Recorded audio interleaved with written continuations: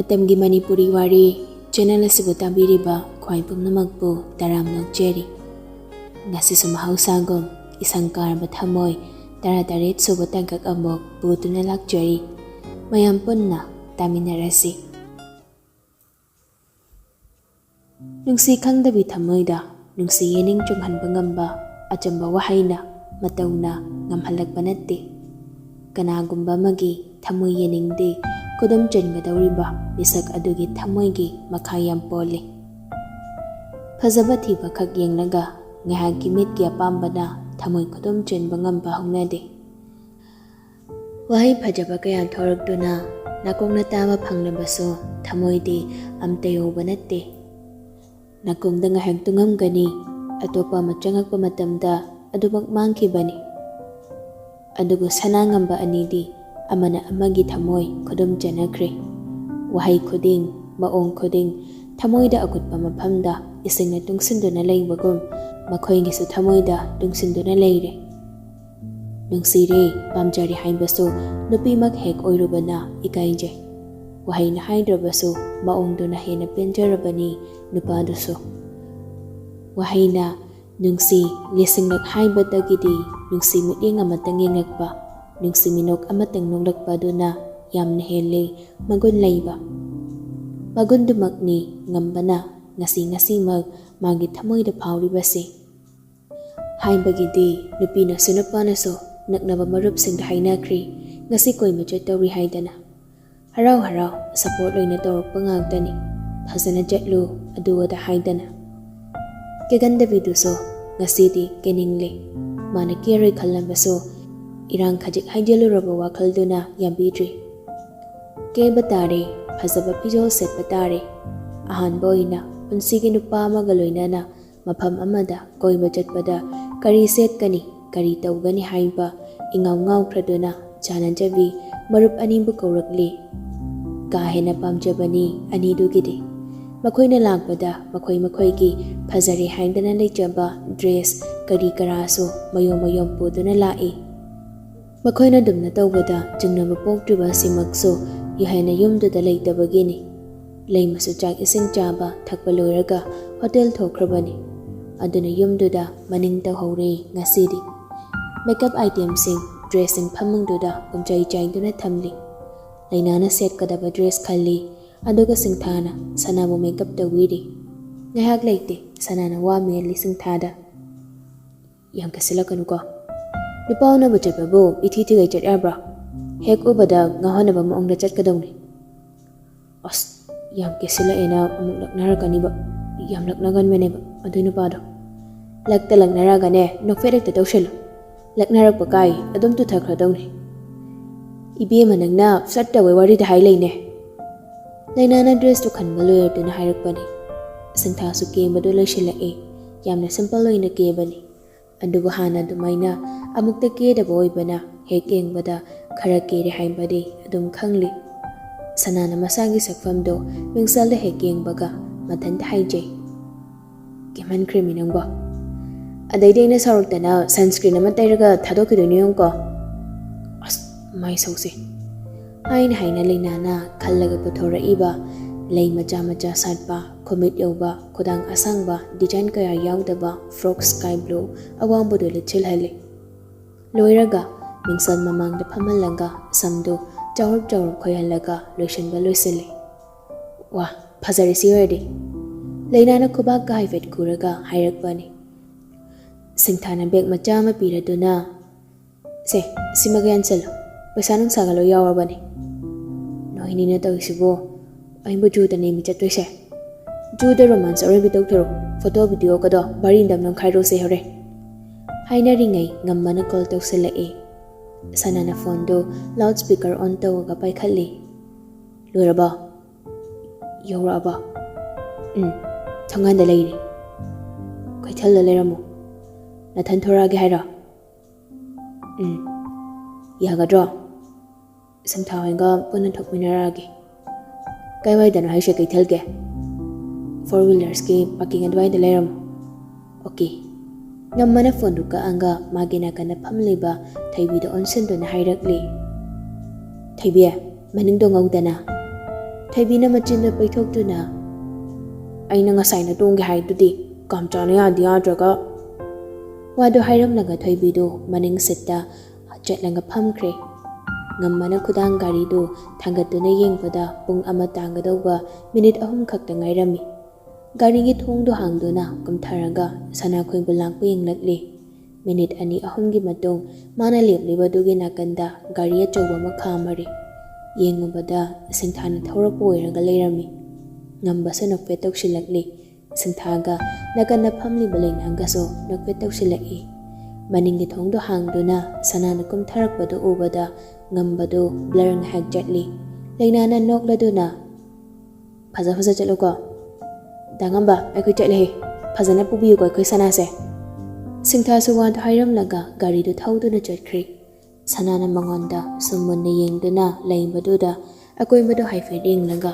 ꯈꯣꯟꯖꯦꯜꯗꯤ ꯇꯞꯂꯞꯅ ꯍꯥꯏꯔꯛꯂꯤ ꯆꯠꯂꯁꯤ ꯑꯣ ꯆꯠꯂꯁꯤ ꯍꯥꯏꯅ ꯃꯃꯥꯡ ꯁꯤꯠꯀꯤ ꯊꯣꯡꯗꯨ ꯍꯥꯡꯕꯗꯨꯗ ꯁꯅꯥꯅ ꯆꯪꯉꯛꯅ ꯍꯪꯂꯛꯂꯤ ꯊꯣꯏꯕꯤꯗꯤ ꯃꯅꯤꯡꯗ ꯑꯗꯨꯗꯤ ꯑꯩꯁꯨ ꯃꯅꯤꯡꯗ ꯇꯣꯡꯒꯦ ꯑꯁꯤ ꯍꯥꯏꯗꯨꯅ ꯃꯅꯤꯡꯒꯤ ꯊꯣꯡꯗꯨ ꯍꯥꯡꯗꯣꯛꯎꯕꯗꯗꯤ ꯊꯣꯏꯕꯤꯅ ꯃꯈꯨꯠꯅ ꯁꯤꯠꯇꯨ ꯀꯜꯂꯗꯨꯅ ꯆꯆꯥ ꯃꯃꯥꯡꯗ ꯐꯝꯃꯨ ꯃꯤ ꯁꯤꯗꯤ ꯑꯩꯒꯤꯅꯤꯅꯦ ꯁꯦꯀꯦꯟ ꯈꯔꯗꯤ ꯂꯦꯞꯇꯛ ꯇꯧꯔꯝꯂꯒ ꯉꯝꯕꯅ ꯍꯥꯡꯗꯣꯛꯏꯕ ꯃꯃꯥꯡꯒꯤ ꯁꯤꯠꯇꯨꯗ ꯑꯣꯏꯅ ꯆꯪꯁꯤꯟꯗꯨꯅ ꯐꯝꯂꯔꯤ ꯉꯝꯕꯅ ꯅꯣꯛꯃꯤ ꯗ꯭ꯔꯥꯏꯚꯔ ꯁꯤꯠꯇꯨꯗ ꯂꯥꯛꯇꯨꯅ ꯐꯝꯂꯒ ꯊꯣꯏꯕꯤꯗ ꯌꯦꯡꯗꯨꯅ ꯍꯪꯂꯛꯂꯤ ꯊꯣꯏꯕꯤ ꯅꯪ ꯀꯩ ꯆꯥꯅꯤꯡꯉꯦ ꯆꯥꯅꯤꯡꯗꯦ ꯑꯩꯗꯤ ꯃꯪꯀꯤ ꯌꯦꯡꯅꯤꯡꯉꯤ ꯕꯕꯥ ꯆꯠꯁꯤꯕ ꯑꯣꯀꯦ ꯆꯆꯥ ꯅꯪꯗꯤ ꯀꯩ ꯆꯥꯅꯤꯡꯉꯦ ꯁꯅꯥꯗ ꯑꯃꯨꯛ ꯑꯣꯟꯁꯤꯟꯗꯨꯅ ꯍꯪꯉꯛꯄꯅꯤ ꯁꯅꯥꯅ ꯏꯁꯨ ꯁꯨꯒꯠꯇꯨꯅ ꯀꯔꯤꯅꯣ ꯑꯃ ꯈꯨꯝꯒꯦ ꯇꯧꯔꯤꯉꯩ ꯊꯣꯏꯕꯤꯅ ꯈꯤꯈꯤ ꯅꯣꯛꯂꯗꯨꯅ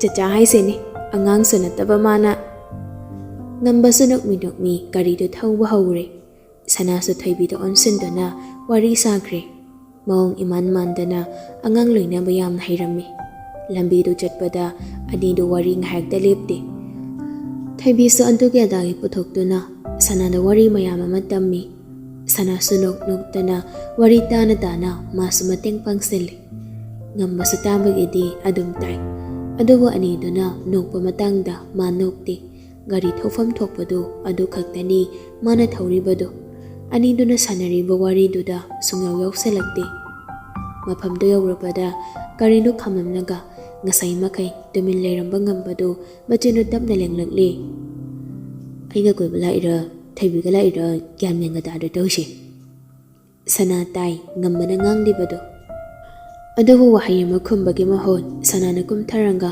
ꯊꯣꯏꯕꯤꯒꯤ ꯊꯣꯡꯗꯨ ꯍꯥꯡꯂꯗꯨꯅ ꯊꯣꯏꯕꯤꯒ ꯂꯣꯏꯅꯅ ꯃꯈꯨꯠ ꯁꯝꯗꯨꯅ ꯃꯥꯡ ꯊꯥꯔꯒ ꯆꯠꯄ ꯍꯧꯈ꯭ꯔꯦ ꯉꯝꯕꯁꯨ ꯁꯨꯒꯠꯇꯨꯅ ꯃꯇꯨꯡ ꯏꯟꯅꯔꯛꯂꯤ ꯑꯗꯨꯒ ꯇꯤꯀꯦꯠ ꯀꯛꯂꯕ ꯃꯇꯨꯡ ꯆꯪꯕ ꯍꯧꯔꯛꯄꯒ ꯉꯝꯕꯅ ꯊꯣꯏꯕꯤꯕꯨ ꯈꯪꯀꯧ ꯀꯧꯔꯛꯏ ꯊꯣꯏꯕꯤ ꯉꯥꯏꯈꯣ ꯑꯝꯇ ꯃꯥꯡ ꯊꯥꯔꯞꯅ ꯆꯠꯂꯝꯕ ꯑꯅꯤꯗꯨ ꯆꯞ ꯂꯦꯞꯂꯒ ꯃꯃꯥꯏ ꯑꯣꯟꯊꯣꯛꯇꯨꯅ ꯉꯝꯕꯗ ꯌꯦꯡꯂꯛꯂꯤ ꯉꯝꯕꯁꯨ ꯃꯈꯣꯡꯗꯨ ꯊꯥꯡꯗꯨꯅ ꯑꯅꯤꯗꯨꯅ ꯂꯩꯔꯤꯕ ꯃꯐꯝꯗꯨꯗ ꯆꯪꯁꯤꯜꯂꯛꯇꯨꯅ ꯍꯥꯏꯔꯛꯂꯤ ꯑꯩ ꯂꯪꯊꯣꯛꯑꯝꯃꯒꯦ ꯍꯥꯏꯔꯣ ꯊꯣꯏꯕꯤꯁꯨ ꯁꯅꯥꯅ ꯁꯝꯂꯤꯕ ꯃꯈꯨꯠꯇꯨ ꯅꯠꯇꯕ ꯑꯇꯣꯞꯄ ꯃꯈꯨꯠꯇꯨꯅ ꯉꯝꯕꯒꯤ ꯃꯈꯨꯠꯇꯨ ꯂꯥꯝꯂꯛꯇꯨꯅ ꯁꯝꯂꯒ ꯈꯨꯝꯂꯛꯂꯤ ꯍꯔꯥꯎꯅ ꯂꯪꯊꯣꯛꯑꯝꯕ ꯌꯥꯗꯦ ꯁꯅꯥꯗꯤ ꯊꯣꯏꯕꯤꯗ ꯌꯦꯡꯂꯒ ꯅꯣꯛꯐꯦꯠ ꯇꯧꯔꯤ ꯉꯝꯕꯗꯗꯤ ꯌꯦꯡꯉꯛꯇ꯭ꯔꯦ ꯉꯝꯕꯅ ꯁꯅꯥꯗ ꯌꯦꯡꯂꯒ ꯇꯞꯅ ꯋꯥꯔꯤ ꯁꯥꯕ ꯍꯧꯔꯛꯂꯤ ꯀꯩ ꯏꯟꯁꯥꯡ ꯆꯥꯔꯛꯑꯒꯦ ꯍꯪꯒꯥꯝ ꯊꯣꯡꯕ ꯑꯃꯒ ꯌꯣꯡꯆꯥꯛ ꯁꯤꯡꯖꯨ ꯑꯃꯒ ꯁꯤꯡꯊꯥ ꯈꯣꯏꯗꯣ ꯅꯣꯏꯗ ꯀꯣꯏꯔꯛꯑꯝꯃꯤꯔꯣ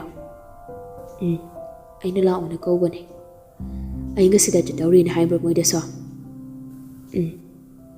ꯊꯣꯏꯕꯤ ꯑꯁꯤꯗ ꯂꯩꯔꯤꯕ ꯎꯆꯦꯛꯁꯦ ꯌꯦꯡꯉꯨꯅꯦ ꯇꯨ ꯆꯥꯎꯗ꯭ꯔꯥ ꯉꯝꯕꯗ ꯈꯨꯃꯟꯕꯗꯒꯤ ꯁꯅꯥꯗꯣ ꯃꯁꯥꯗꯣ ꯍꯥꯏꯐꯦꯠ ꯀꯣꯟꯊꯔꯗꯨꯅ ꯊꯣꯏꯕꯤꯗ ꯌꯦꯡꯂꯒ ꯈꯨꯗꯣꯝꯕꯤ ꯊꯤꯟꯗꯨꯅ ꯇꯥꯛꯂꯤ ꯊꯣꯏꯕꯤꯁꯨ ꯁꯝꯃꯝꯕ ꯃꯈꯨꯠꯁꯤꯡꯗꯣ ꯊꯥꯗꯣꯛꯑꯝꯃꯒ ꯆꯪꯁꯤꯟꯈ꯭ꯔꯦ ꯑꯗꯨꯒ ꯃꯥꯗꯤ ꯍꯔꯥꯎꯅ ꯃꯈꯨꯠ ꯈꯨꯗꯣꯝꯕꯤ ꯊꯤꯟꯗꯨꯅ ꯌꯦꯡꯈ꯭ꯔꯦ ꯁꯅꯥꯁꯨ ꯅꯣꯛꯃꯤ ꯊꯣꯏꯕꯤꯒꯤ ꯇꯨꯡ ꯑꯣꯏꯔꯞꯅ ꯃꯥꯅ ꯍꯥꯏꯔꯤꯕꯁꯤꯡꯗꯣ ꯃꯥꯅ ꯈꯪꯕ ꯃꯈꯩꯗꯤ ꯇꯥꯛꯄꯤꯔꯤ ꯉꯝꯕꯁꯨ ꯑꯅꯤꯗꯨꯒꯤ ꯇꯨꯡ ꯑꯣꯏꯔꯞꯅ ꯂꯦꯞꯂꯤ ꯊꯣꯏꯕꯤ ꯃꯤ ꯃꯌꯥꯝ ꯆꯠꯂꯤ ꯃꯔꯛꯁꯤꯗ ꯆꯪꯈꯤꯅꯤ ꯉꯥꯏꯈꯣ ꯈꯨꯠ ꯁꯝꯒꯦ ꯑꯃ ꯌꯦꯡꯕ ꯂꯣꯏꯔꯦ ꯍꯥꯏꯗꯅ ꯃꯊꯪ ꯑꯃꯃꯨꯛ ꯌꯦꯡꯅꯕ ꯆꯦꯟꯈꯤꯒꯦ ꯇꯧꯕ ꯊꯣꯏꯕꯤꯗꯨ ꯉꯝꯕꯅ ꯃꯈꯨꯠ ꯐꯥꯗꯨꯅ ꯃꯈꯨꯠ ꯁꯝꯂꯒ ꯑꯃꯨꯛ ꯆꯠꯄ ꯍꯧꯔꯤ ꯂꯥꯛꯅ ꯐꯥꯅ ꯌꯥꯗ꯭ꯔꯦ ꯊꯣꯏꯕꯤꯗꯨ ꯃꯈꯨꯠ ꯈꯨꯗꯣꯝꯕꯤ ꯊꯤꯟꯗꯨꯅ macin macado ngayakta lepte. Sana sanok minokmi ngambaga makoy anigi matung inaduna sumyengli. Ngamana thwibide yengna sanada wari muksari. Noi tamjodi yumda lehudra. Tamjawdo ngasi thabangan ta chatkre. Aduna yumda lehaude. Halakpade. Horen pug manga natraga darugda halakanin hairami. Nathanda leirudoira. Horen ngahakti ithal leirane. Sidagi pungkyada yum yawningino. Ngambagi wahangduda sanado mamitu ngambadeng lagli. Ngamba sawado makatara duna hanglagli. Haidi horena thanda leiba tandanaba noi tamjawlakpa matangduda thelura. Natraga nganta dum yumda thinbiura na hangbani. Ngana dum hankige yani. Ngahak mangai ithan hairabada. Aina nathanda sunglai lehaningdriba. Kaige. Kanam leitringai minaga phadokradi kamain tawne. Adumainaga tawdi aidi mangjaridana. Aibu kanana phawidoiba. Ai phawinaba miga amta leikti khangaba. Adoiragana nathanda sunglai leitanaba ai noina phakrasira. Thaibiya chachase faraga ekhoida pukhrasira. Nanga sananaba. Thaibida mu onsinduna hanglai. Thaibisu harauna sanadengladuna. Chacha asing baisu khoida leirosi. Aigi dol mayam le. Ado ibani sanaseba. Ekhoidu chatase chacha. Ngambadi no kre sanana ngambada wairap yenglamnaga thaibida hairakli. Naiga kamchase ngawrabani. Ngana haiba wada dahumnuka. Ka kamchana ngawraba. Ngawba hawrabani. Nanga kamchase.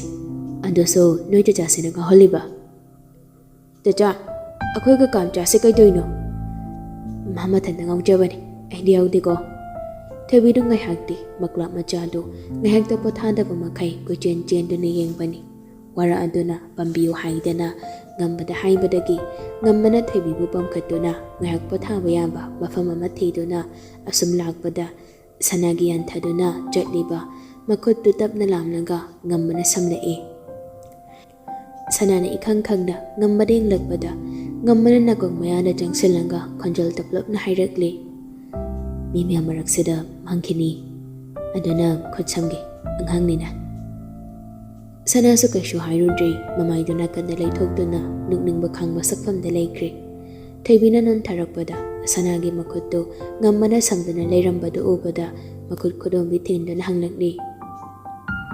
Kakamcha kaiginu nangna chachai khut paido. Sanadi khangkhangna makhutu phatchatokli. Ngammana mo phatlamduna samlaga thaibigi pokhumdu pirakli.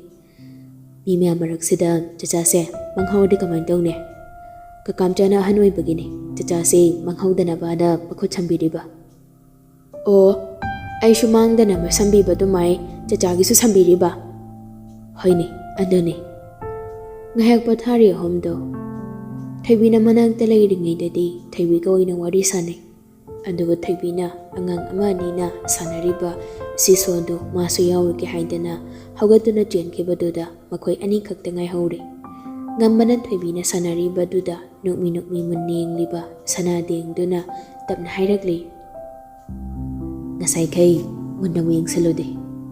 Hauji yengakansidadi yam jan sawmina yam ketharaga lakpa male akhoi thubi unhadorena. Sanada nokfetamang tawragli. Ngamba sumasado kharaga henna nakna changsalakduna hanglakli. Aigi kerairo akhoi thubigi keraira. Sanasu nokmi aigi keraiba. Iya aigi ni hainingde. Aigi ni hairaga yaroi aigi oigadawni. Adude shu yaroina. Marksamda leiruge. Aduga se si sunglass ima gawsalo. Minu danaba horen gari manungda lawtho. Haina ngambana forita theliba sunglass tu lawthoktuna piraga haugatkedawbaduda sanana makut khudang nu painduna yalaga amo hanagi phamphamda phamthali. Ngawraba simai machase mina pangingi ngakpa yama mainati. Aingarageso permission chu pibide. Aduna minaga mapu pandribani kaina khandana miring karanga muchansila adi ngambai di mangjari. Aduna aduguma thokhaningdaba thaudoka thokpa yaba nate. Hana jackson thorang khara lawkhat haudradi. As Karan khungang se. Nangnabudi aise wari se kem khangdabani na karan oina khalamgani. Adubu aigi wase yam serious ni. Serious oiba haidubu kitang nganate. Cancer da hairaka last stage mo ki changdoni. Aduna irai lai thokpa yama na teme. As kai dawra habanu na machin se khukanam dawina. Asengba ayam pakhali. Pakhalunu kaiso. Pakhatrasu yari haibagi kainom tangdi pa mane ise. Sanana khamba nangdringai thaibina changlaktuna. Kamcha dear yangose. Amuk hawatuna chekpa hauri thaibina mangda chong tuna chatli. Ngambana sanagi makotu samdana chatli. Sanana amuk haigatuna thaibibu pharaga makot samli. Saji mayam leiribadugi manak yorakpada thaibidi saji mayam duda thawai tana yengkre. Sanasu changsindana yenglingai ngambana magi nakanda changsilaktuna hairakli. Pakhatrasu yanaba hidak amtang pijawaibo. Tumin layuba machin sa sungang si kaino. Ado hairaga nakanda yaliba beg to dagi happy din na malauthog to na ngambagi khubag to da piraga hairakli. Ado charaga ngagto tumin layo. Ngamba su sanana pirakli bado lauraga chamba di chanda makot na paisin na thamdi. Sanana mo onsalag to na yengnaga hairakli. Charo hairaga kidawrage. Yari ngag tumin layrage. Chamba di charoige. Nang nahan mapirakpasi ay na chathokradi yararoy. Thamjalage. Haina pocket hapjinkre. Sanasu ngamadi ngaga makoktu amuktang hairaga amuk onthoktu na laikre. Panakoina chatpayamba chatli yengbayamba yenglakli. Halase haidana thorakpada thaibina laibiu haidana pot yoliba mayam maraktuda jangsanduna mana pamba pot khanduna ngambada laihalli. Ngambasu mana pamne haiba khuding loina hekta laithare wakhaldu khara nungairabanina. Nangidi kay libiuge. Sanada hanglakpani, sanana mangagto haiduna, yari aigidi. Amadi hayuda, asiday Korean nupagi hoto siyon libiura, natraga kitchen siyon libiura. Lagnaboy kay boy, haiduna, makut kudombito na siyang tili. Sanana machindo, patpay tuwaga, tabido on salagto na. Tabiya, luhadi jalasira. Sanana thaibido makot samdana gari khamlibadom na chatkre. Ngambado second khara noktuna yenglamnaga dukan mapodo do onsinduna gari no mahangkre. Sanaga thaibigado gari manungduda jangduna phamlaga ngambalang pangairi. Thaibige sananaba sanapot mayamdo phanayam yami. Barbie doll, robot macha mayam ama. Thanga sanada sinasida tawnanabani sinasida tawdoini haiduna utli. Sanasu nukmi haidana mana utliba singdo sumyeng ningai ngambanang gari ki thongdo hangduna jangla anga sanagi tampaktuda tedivir ajoba ma phathamlakli. Thaibina hana madu ubada mamilaw thogduna. Khutchaw ama. Sanasu kangpre khangneng lakpada mama sadagi hena chawba tedivir do ubada mamilaw thogduna ngambadeng lakli. Ngambanang gari do start down na Thaibiya, nangi mayam naibiraga chachagidi amta laibidabane. Horen mayam yauranga maidi amta laibidena kap lairamadina lairabani. Kaishu hairui khangaba. Sisu gam chawba subo kaidaw lairaino. Moini potyan biduna achawba silawana namdana yolaini. Siyay kamayna yumda pusila changdoino. Noi sumang pau gariso grong thaujila loire kaino. Kanam udidana adu oirade. Sijakrage adumain tawdu sarok. Thaibina marak phatladuna. Kakamcha, aikhoi chacha hoida changdoira. Chango sairo thaibiya. Chango saira di noi chacha da haino. Kona changsida ai tumningeba. Haina thaibido agam namna chalai. Sanana madu ubada. Thaibiya, sida chacha ga phamaga ne tumala. Ai sida dum tumge. Gari tapna thauka kakamcha. Tumu. Thaibido mamit oishankre isituda ngathaduna ngammanang garido thawna tedivir ajobado makot ani changna kolibi sanadi ingduna nukmi magi hongnabi laknaboy kay boy hairakli. Chacha haibasi yam pakre. Namdana akoy thibige chacha ohende yaroidori. Haure ito mo. Kay jasige nang chaklamdra.